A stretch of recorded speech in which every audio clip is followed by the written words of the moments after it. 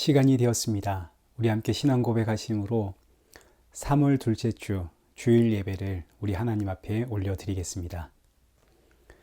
전능하사 천지를 만드신 하나님 아버지를 내가 믿사오며 그 외아들 우리 주 예수 그리스도를 믿사오니 이는 성령으로 잉태하사 동정녀 마리아에게 나시고 본디오 빌라도에게 고난을 받으사 십자가에 못 박혀 죽으시고 장사한 지 사흘 만에 죽은 자 가운데서 다시 살아나시며 하늘에 오르사 전능하신 하나님 우편에 앉아 계시다가 저리로서 산자와 죽은 자를 심판하러 오시리라. 성령을 믿사오며 거룩한 공예와 성도가 서로 교통하는 것과 죄를 사하여 주시는 것과 몸이 다시 사는 것과 영원히 사는 것을 믿사옵나이다. 아멘. 교동문 127번입니다. 여호와를 자기 하나님으로 삼은 나라 곧 하나님의 기업으로 선택된 백성은 복이 있도다. 여호와께서 하늘에서 굽어보사 모든 인생을 살피시며 곧 그가 거하시는 곳에서 세상의 모든 거민들을 굽어 살피시는도다. 그는 그들 모두의 마음을 지으시며 그들이 하는 일을 굽어 살피시는 이로다. 많은 군대로 구원 얻을 왕이 없으며 용사가 힘이 세어도 스스로 구원하지 못하는도다. 우리 영혼이 여호와를 바라며 그는 우리의 도움과 방패시로다. 우리 마음이 그를 즐거워하며 우리가 그의 성호를 의지하였기 때문이로다. 여호와여, 우리가 주께 바라는 대로 주의 인자하심을 우리에게 베푸소서. 아멘. 우리 찬송가 9장 함께 찬양하시겠습니다. 하늘에 가득 찬 영광의 하나님, 온 땅에 충만한 존귀하신 하나님, 생명과 빛으로 지혜와 권능으로 언제나 우리를 지키시는 하나님, 성부와 성자와 성령 삼위의 하나님, 우리 예배를 받아주시옵소서. 사랑이 넘치는 자비하신 하나님, 은혜가 풍성한 구원의 하나님, 참회의 심령에 평안을 주시옵고 죄악과 허물을 용서하여 주소서. 찬송과 영광과 생명 구원의 하나님, 우리 예배를 받아주시옵소서. 연약한 심령을 굳게 세워주시고 우둔한 마음을 지혜롭게 하시고 주의 뜻 받들어 참되게 살아가며 주 말씀 따라서 용감하게 하소서. 권능과 지혜와 사랑 은혜의 하나님, 우리 예배를 받아주시옵소서. 주 앞에 나올 때 우리 마음 기쁘고 그 말씀 힘내어 새 희망이 솟는다. 고난도 슬픔도 이기게 하시옵고 영원에 잇대어 살아가게 하소서. 우리의 자랑과 기쁨 생명의 하나님, 우리의 배를 받아주시옵소서. 아멘. 기도하겠습니다. 살아계신 하나님 아버지, 이 귀한 날 예배 드릴 수 있음에 감사드립니다. 이 예배를 드리는 시간 내내 이 예배는 오직 예수님의 십자가 공로로 드릴 수 있다는 사실 기억하게 하시고, 예배 후에는 십자가의 증인된 삶을 살아가는 성도 되어지도록 성령의 충만함 허락하여 주옵소서. 예수님의 이름으로 기도드리옵나이다. 아멘. 성경 봉독하시겠습니다. 오늘 보실 하나님의 말씀은 로마서 6장 6절부터 14절의 말씀입니다. 우리 한 절씩 교독하시겠습니다. 우리가 알거니와 우리의 옛사람이 예수와 함께 십자가에 못 박힌 것은 죄의 몸이 죽어 다시는 우리가 죄에게 종노릇하지 아니하려 함이니, 이는 죽은 자가 죄에서 벗어나 의롭다 하심을 얻었음이라. 만일 우리가 그리스도와 함께 죽었으면 또한 그와 함께 살 줄을 믿노니, 이는 그리스도께서 죽은 자 가운데서 살아나셨음에 다시 죽지 아니하시고 사망이 다시 그를 주장하지 못할 줄을 알미로다.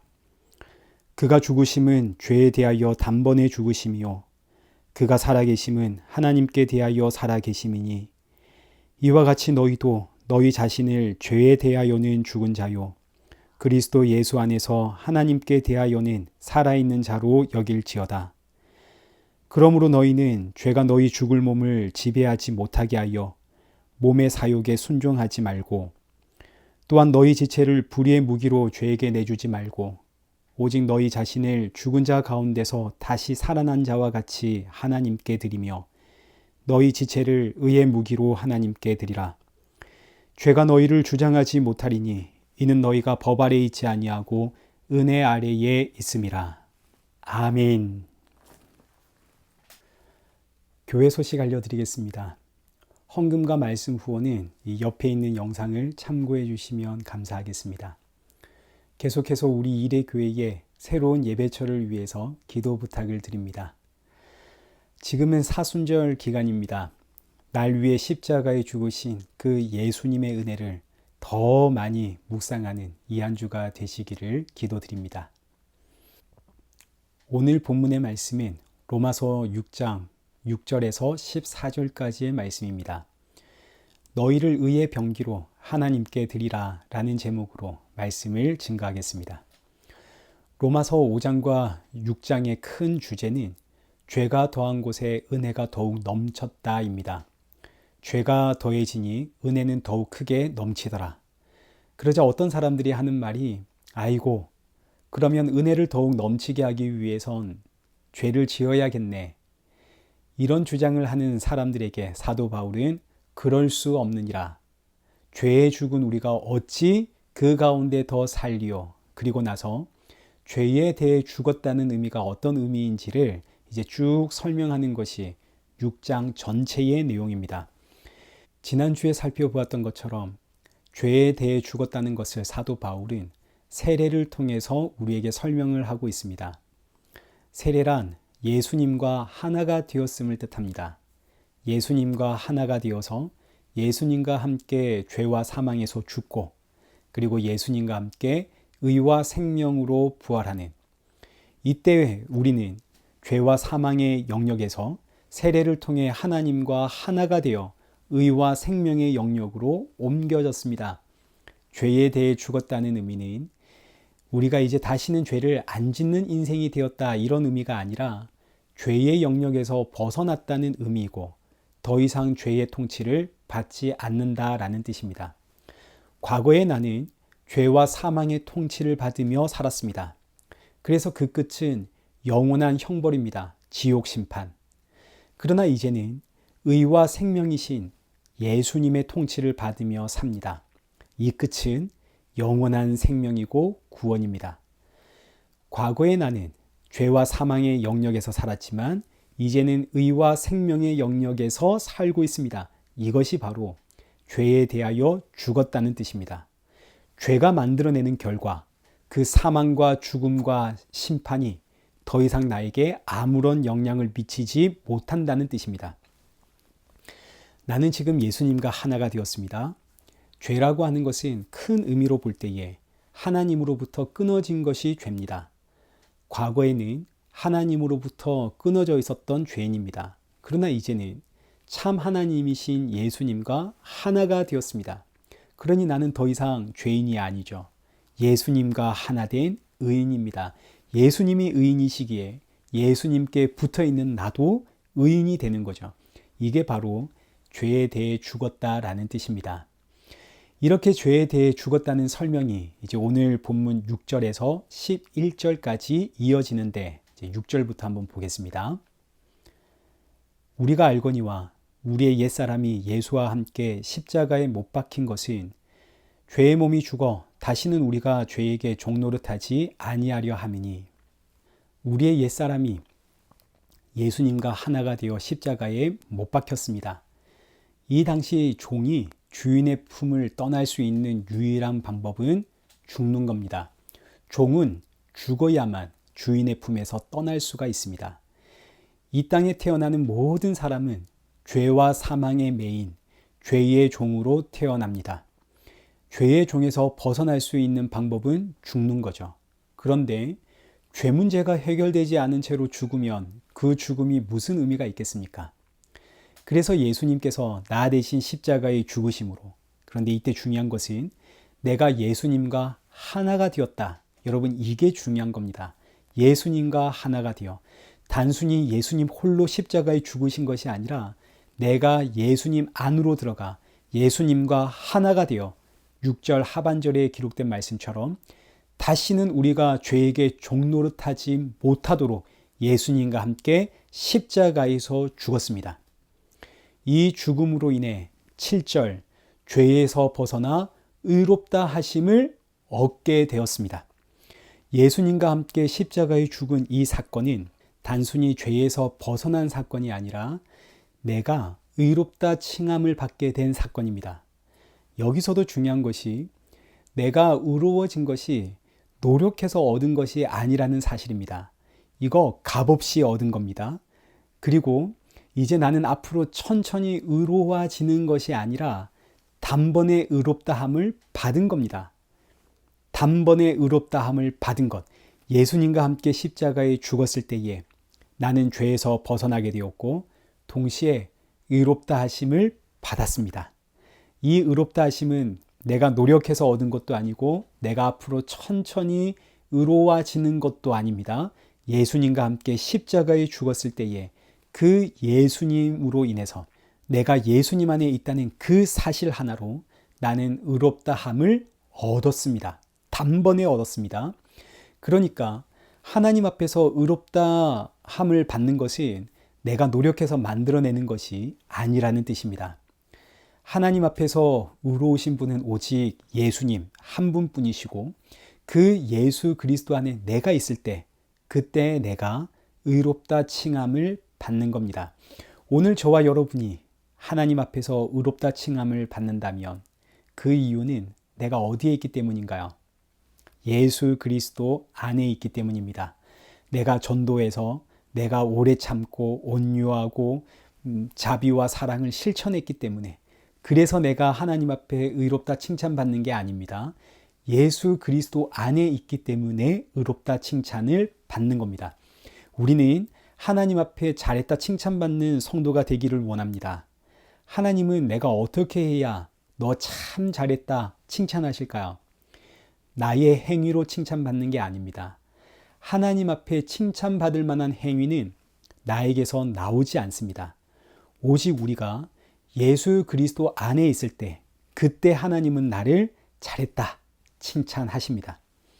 예수 그리스도 안에 있으면 묻지도 않고 따지지도 않고 무조건 잘했다 칭찬하십니다. 무조건 거룩하다 하시고 무조건 의롭다 하십니다.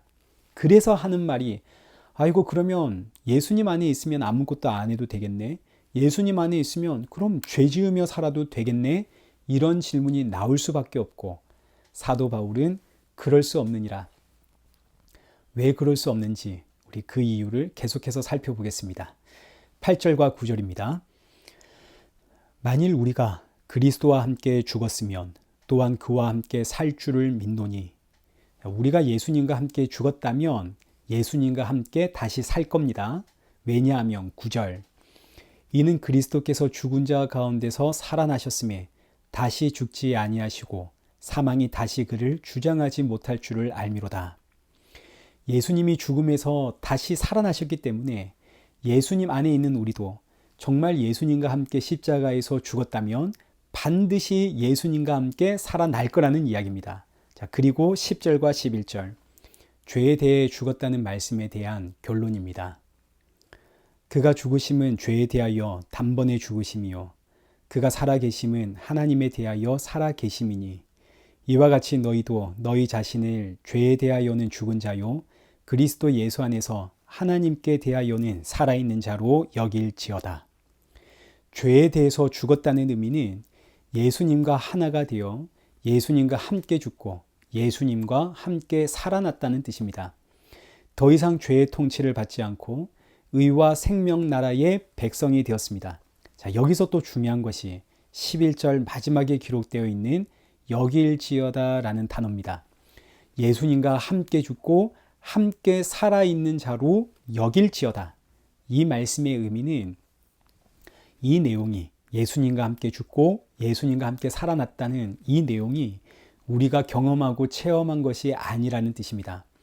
예수님과 함께 죽고 예수님과 함께 다시 살아난 것은 우리가 경험한 것이 아닙니다. 십자가에 죽고 다시 산 것은 우리의 경험이 아니라 예수님께 일어난 사건입니다. 그러나 성경은 이 십자가의 죽음과 부활은 너에게 일어난 사건이다. 너에게 일어난 사건으로 여길지어다. 아니 나에게 일어난 사건이 아닌데 내가 경험하고 체험한 사건이 아닌데 어떻게 이걸 내 것으로 여길 수 있겠습니까? 그래서 로마서 8장 9절에 성령이 오셨다입니다. 성령이 이 사건을 나에게 일어난 사건으로 알게 하시고 믿게 하시는 거죠. 로마서 8장 9절입니다. 만일 너희 속에 하나님의 영이 거하시면 너희가 육신에 있지 아니하고 영에 있나니 누구든지 그리스도의 영이 없으면 그리스도의 사람이 아니라. 하나님께서 우리 안에 하나님의 영을 보내셨습니다. 하나님의 영은 이제 별명이 많습니다. 다른 말로 그리스도의 영, 지혜와 계시의 영, 회개의 영, 그 아들의 영, 다양한 말이 있는데 이거 한마디로 말하면 성령입니다. 하나님께서 우리 안에 성령을 보내셨습니다. 그 성령님이 내가 예수님과 함께 죽었고 예수님과 함께 다시 살아났다는, 그래서 너는 지금 예수 그리스도 안에 있는 자요 죄에 대해 죽은 자다 하는 것을 믿게 하십니다. 내가 경험하고 체험한 것이 아니지만 나의 사건으로 믿게 만드는 거죠. 성령이 아니면 도무지 믿을 수가 없는 내용입니다. 그래서 성령이 없으면 너는 그리스도의 사람이 아니니라. 고린도전서 2장 12절도 보십시오. 성령님의 역할을 이렇게 기록하고 있습니다. 우리가 세상의 영을 받지 아니하고 오직 하나님으로부터 온 영을 받았으니 이는 우리로 하여금 하나님께서 우리에게 은혜로 주신 것들을 알게 하려 하심이라. 성령님이 오신 이유는 하나님께서 우리에게 은혜로 주신 것들이 무엇인지를 알게 하려고 성령님이 오셨습니다. 하나님께서 우리에게 은혜로 주신 게 뭡니까? 너는 예수 그리스도와 함께 죽었고 예수 그리스도와 함께 살아남으로 너는 지금 예수 그리스도 안에 있는 자요 죄에 죽은 자요 의롭다 칭함을 받은 자다. 이것이 하나님께서 우리에게 은혜로 주신 것들이고 성령은 이것을 믿게 만듭니다. 따라서 예수님과 연합되어 죄에 죽은 우리가 죄와 사망에서 의와 생명이 왕노릇하는 그 하나님의 나라로 옮겨진 우리가, 예수님과 하나 된 우리가 은혜를 더욱 크게 하겠다고 죄에 거할 수 있는가? 죄와 사망의 영역으로 다시 갈 수 있는가? 불가능한 이야기입니다. 예수님 안에 있으면 무조건 의롭다 칭함을 받는다고 해서 그래? 그러면 죄를 더 지어도 되겠네? 이렇게 말할 수 있는가? 그럴 수 없습니다. 불가능한 이야기입니다. 그래서 오늘 본문 12절과 14절까지의 주제가 죄와 싸워라입니다. 죄와 싸우라. 12절과 13절 말씀을 보십시오.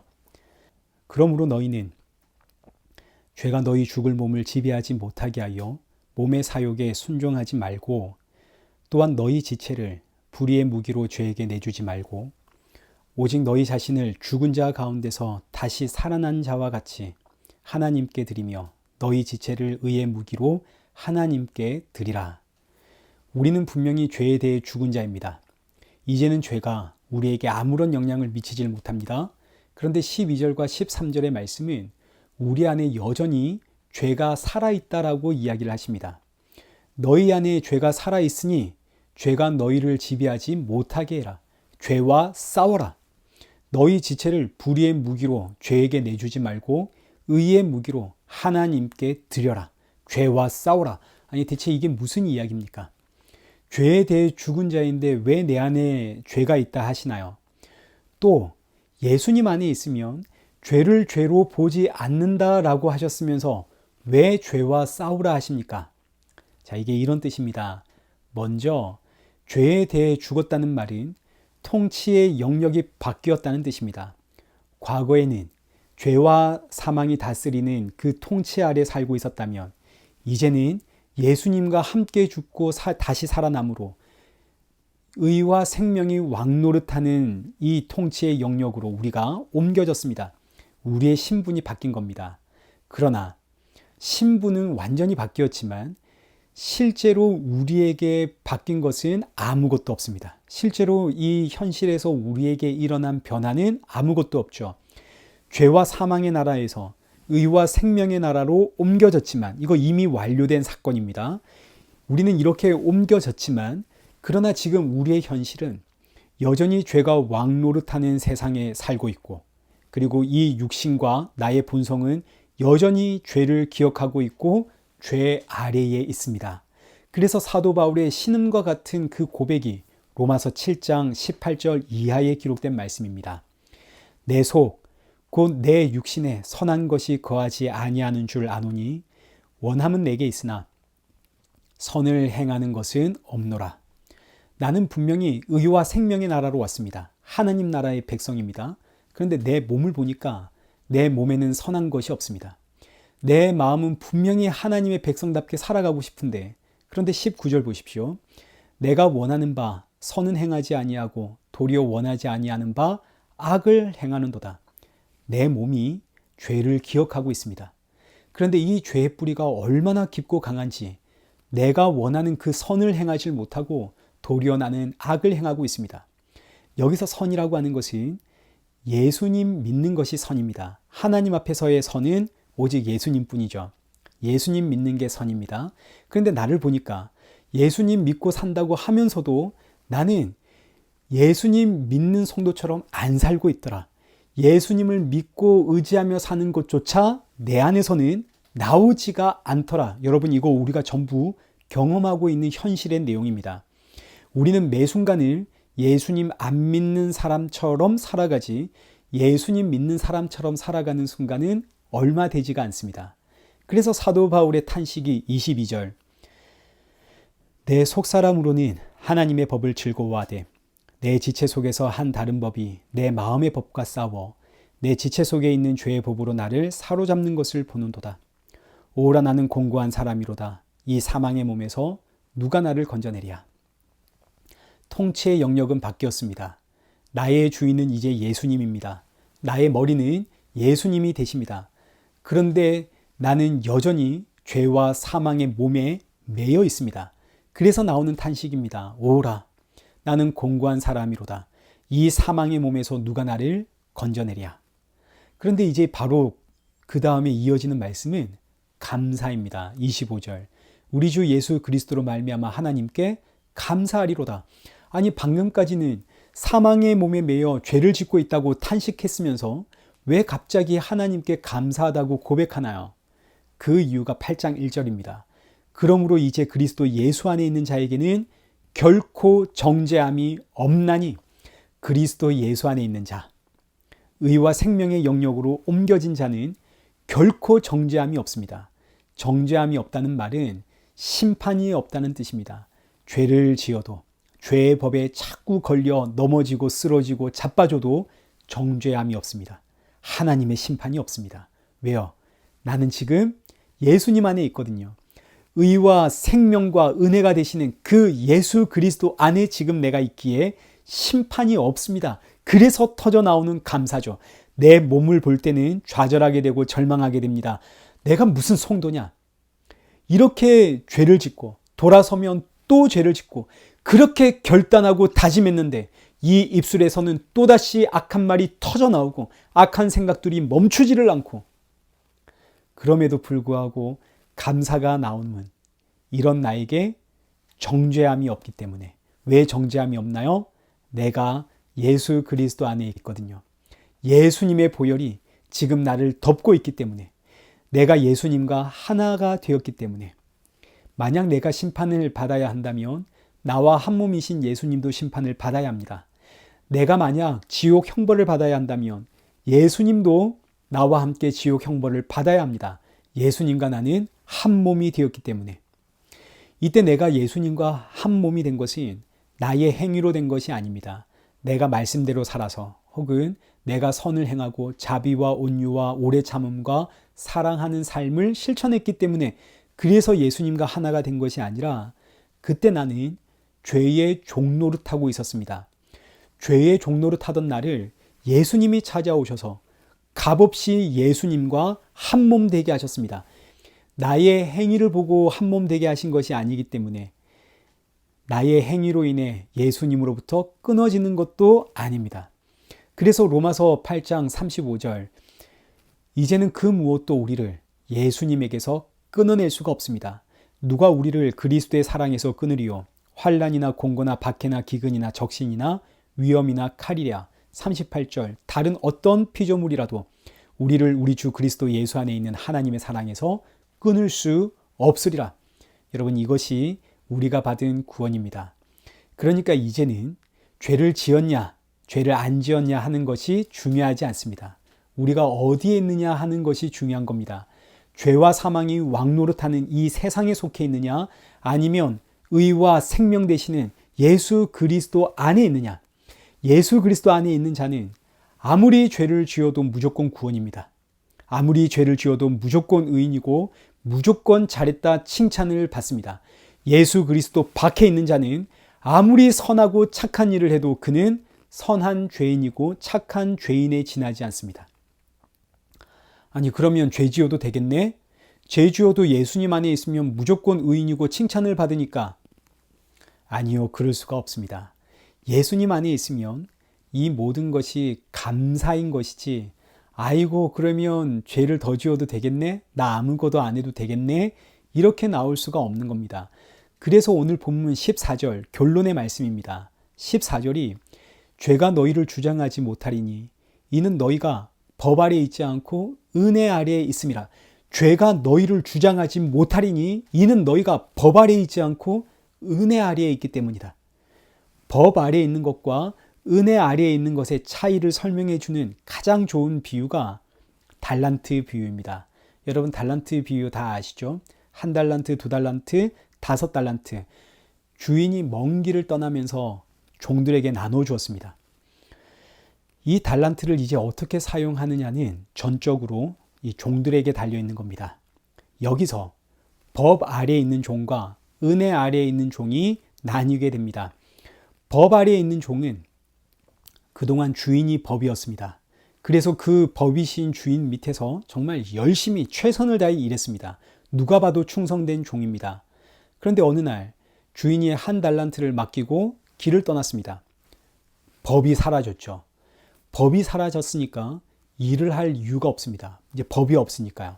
1달란트를 나에게 맡기셨고 주인이 돌아왔을 때에 그 한 달란트 내가 다시 돌려드리면 되는 거니까. 그래서 법이 사라지니 이 종이 일하지 않습니다.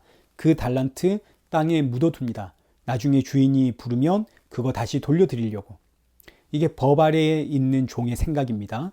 근데 반면에 은혜 아래에 있는 종은 그동안 주인이 나에게 은혜였습니다.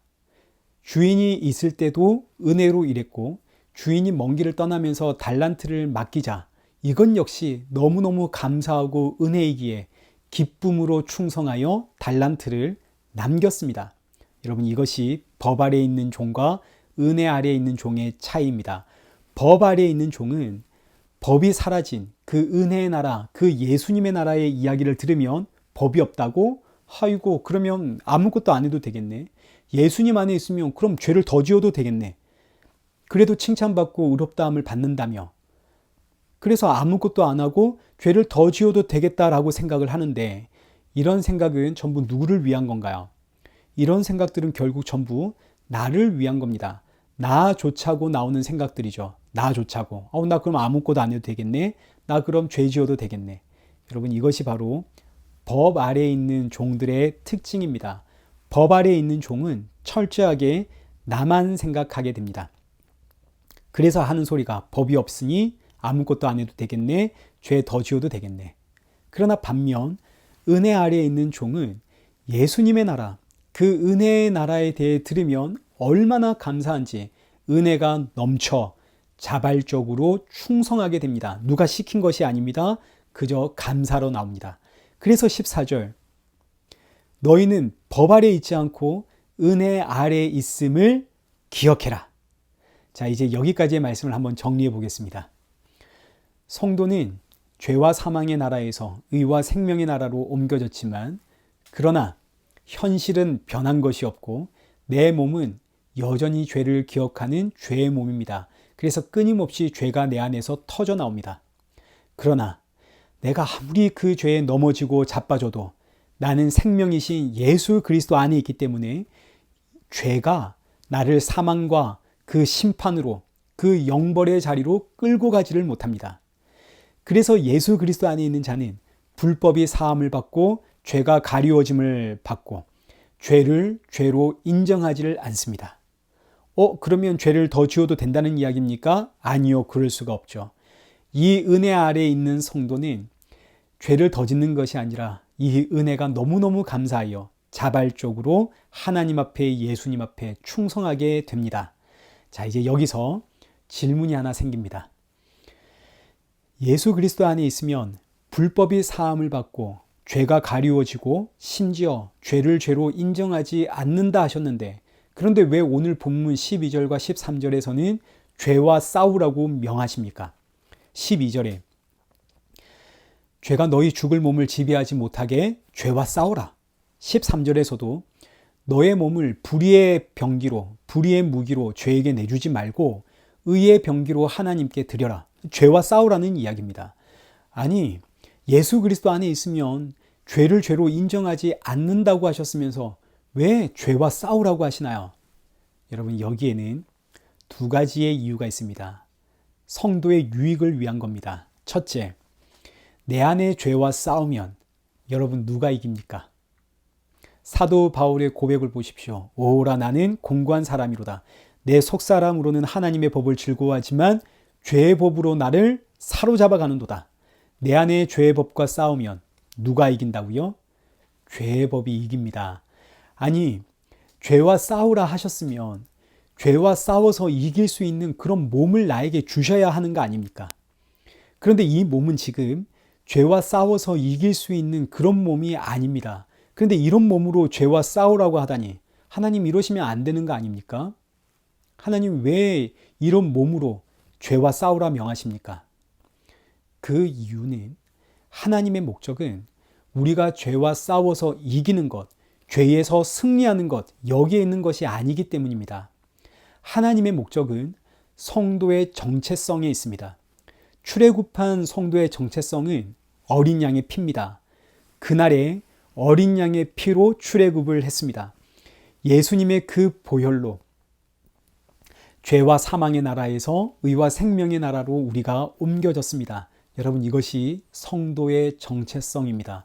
어린 양의 피, 예수 그리스도의 그 보혈, 이 보혈로 이 하나님의 나라, 은혜의 나라에 들어오게 되었다는 사실을 잊지 마라. 이거 잊지 말라고 죄와 싸우라 명하시는 겁니다. 죄와 싸워서 이기라는 것이 아닙니다.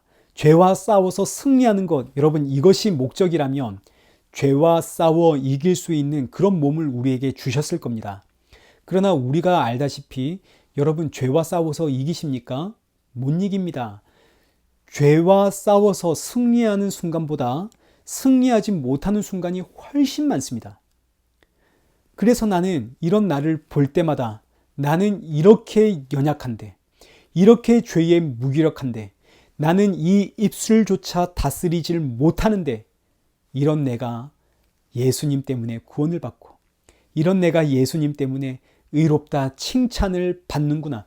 이거 잊지 말라고 죄와 싸우라 명하시는 겁니다. 우리가 죄와 싸워 이길 수 있다면 그럼 그때부터 이제 우리는 예수님을 믿을 이유도 없고 예수님을 의지할 이유도 없죠. 내가 죄와 싸워 이길 수 있는데. 그러나 죄와 싸워 이길 수 없기에 성도는 날마다 예수님 의지하며 살아가게 됩니다. 그래서 성도는 예수님을 의지하며 몸의 구속을 기다리는 거죠. 로마서 8장 23절, 그뿐 아니라 또한 우리 곧 성령의 처음 익은 열매를 받은 우리까지도 속으로 탄식하여 양자 될 것, 곧 우리 몸의 속량을 기다리느니라. 우리 몸에서는 죽을 때까지 죄가 터져 나옵니다. 그래서 성도는 평생을 죄와 싸우며 예수님 더욱 의지하는 법을 배우며 살아가게 됩니다. 그리고 속히 이 죄된 몸이 죽고 새로운 몸을 덧입게 되는 그날을 기다리게 되는 거죠. 고린도전서 15장 51절입니다. 보라, 내가 너희에게 비밀을 말하노니 우리가 다 잠잘 것이 아니요 마지막 나팔에 순식간에 홀연히 다 변화되리니.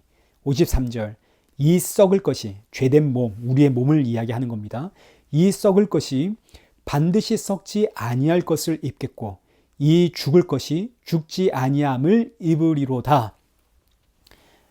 주님 오시는 날, 나팔 소리가 울리는 그날 우리는 홀연히 변화될 겁니다. 이 썩을 몸이 썩지 아니하는 영원한 생명의 몸으로 바뀔 겁니다. 성도는 그날을 기다리며 예수 그리스도 의지하며 살아가는 거죠.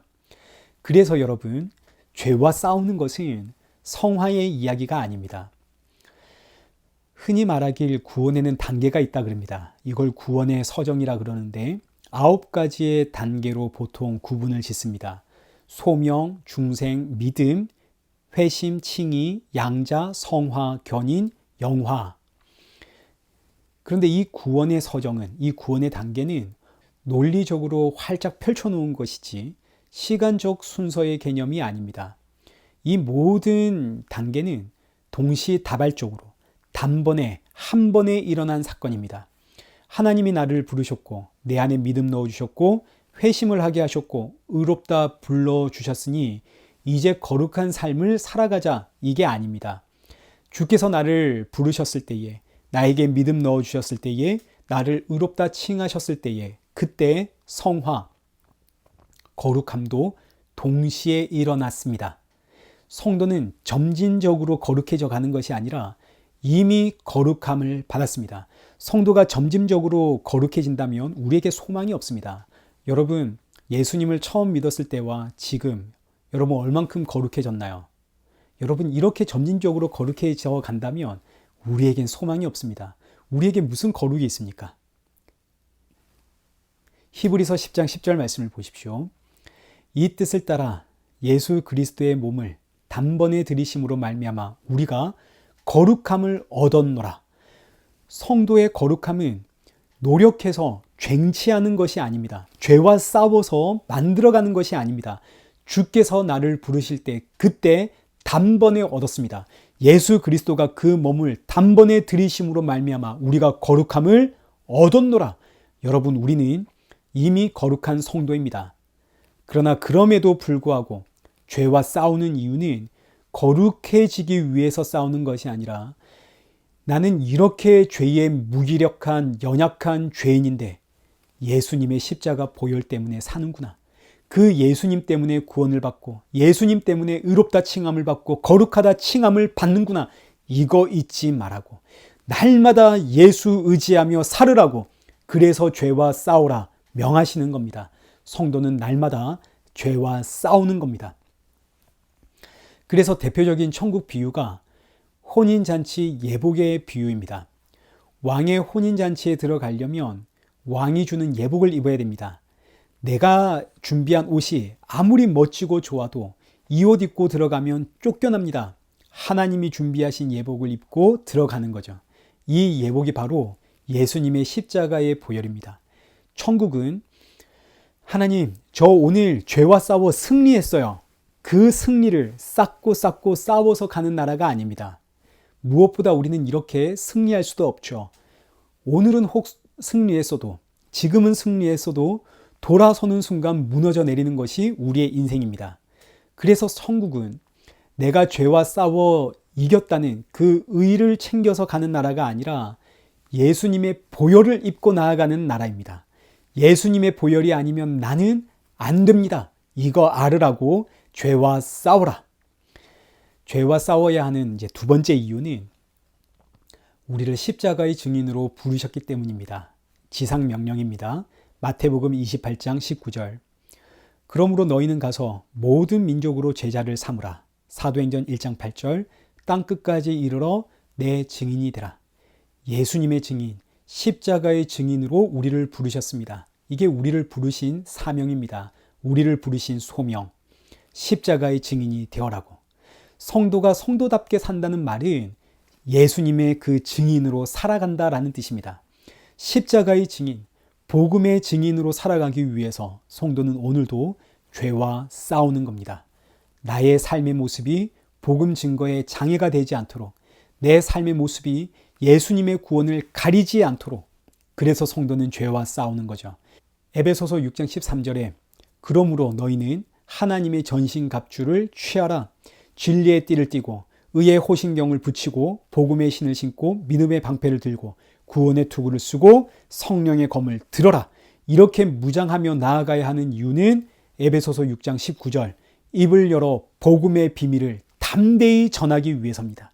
복음의 비밀을 담대히 증거하는 십자가의 증인되기 위하여 성도는 전신갑주를 입고 죄와 싸우는 거죠. 사랑하는 성도 여러분, 죄와 싸우십시오. 이기는 것이 목적이 아닙니다. 승리하는 게 목적이 아닙니다. 죄와 싸움으로 예수님 아니면 안 된다는 사실을 날마다 깨달으십시오. 복음 증거를 위해 전신갑주를 입고 오늘도 죄와 싸우십시오. 그래서 성도는 오늘도 두렵고 떨리는 마음으로 하나님 앞에 기도를 하는 겁니다. 하나님, 내 삶의 모습이 복음의 장애가 되지 않게 하옵소서. 내 삶의 모습이 누군가에게 시험거리가 되지 않게 하옵소서. 내 삶의 모습이 예수님 믿는 성도다운 모습으로 드러나도록 하나님 저를 붙들어 주옵소서. 성도는 기도할 수 있습니다. 그리고 기도한 후에는 싸우는 겁니다. 이것이 오늘 본문 13절 너희 지체를 의의 무기로 하나님께 드리라. 여러분 죄와 싸우십시오. 그러나 잊지 마십시오. 아무리 전신갑주를 내가 입었다 하더라도 승리하는 순간보다 실패하고 넘어지는 순간이 더 많습니다. 우리에게 승리를 원하시는 것이 아닙니다. 그러니 좌절하지 마십시오. 전쟁은 예수님께로 더욱더 가까이 나아가는 은혜의 도구입니다. 죄와의 전쟁을 통해서 나의 연약함, 나의 무기력함이 드러나고 또 넘어지고 쓰러지고 그럴 때마다 좌절하는 것이 아니라 이런 나를 구원하신 십자가의 예수님께로 나의 이 시선이 고정이 되고 그래서 더욱 이 귀한 복음의 증인으로 내가 살아가게 된다면 이것이 바로 나의 몸을 의의 무기로 드리는 하나님께 드리는 거룩한 삶이 되는 겁니다. 사랑하는 성도 여러분, 의의 무기로 여러분을 하나님께 드리십시오. 우리 함께 기도하겠습니다. 살아계신 하나님 아버지, 우리는 연약합니다. 하루하루 힘겹고 또 넘어집니다. 주 뜻을 이루며 살기에 너무 부족한 인생입니다. 그러나 이런 내 모습에 좌절하는 인생이 아니라 그럼에도 불구하고 이런 나를 일으켜 주시며 칭찬하시며 의롭다 불러주시는 그 예수 그리스도 안에 있기에 오늘도 힘을 내어 죄와 싸우며 살아가는 우리 성도들 되어지도록 우리 모두에게 성령의 충만함 부어 주옵시고 날마다 일어설 수 있도록 새 힘 넣어 주옵시고 주께서 부르신 이 사명 복음에 증인된 삶을 잘 감당하는 성도가 되어질 수 있도록 크신 은혜 허락하여 주옵소서. 예수님의 이름으로 기도드리옵나이다. 아멘. 우리 이 시간 주여 우린 연약합니다. 우리 함께 찬양하신 이후에 축도로 예배를 마치겠습니다. 주여 우린 연약합니다. 우린 오늘을 힘겨워합니다. 주 뜻 이루며 살기에 부족합니다. 우린 연약합니다. 주여 우린 넘어집니다. 오늘 하루 또 실수합니다. 주의 긍휼을 구하는 죄인입니다. 우린 주만 바라봅니다.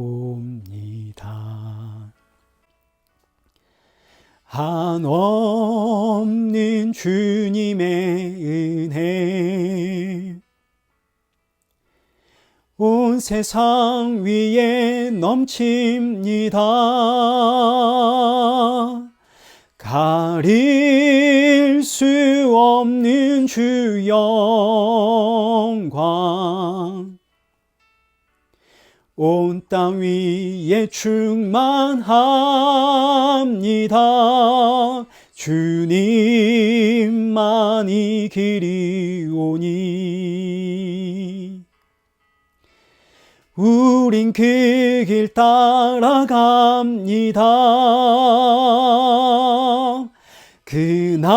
그날에 우릴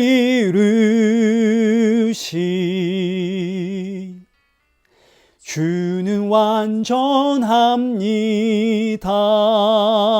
완전합니다.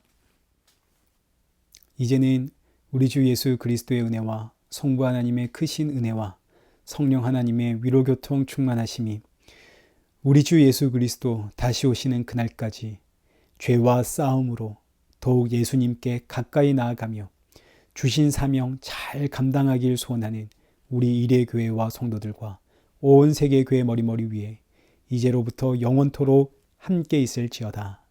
아멘.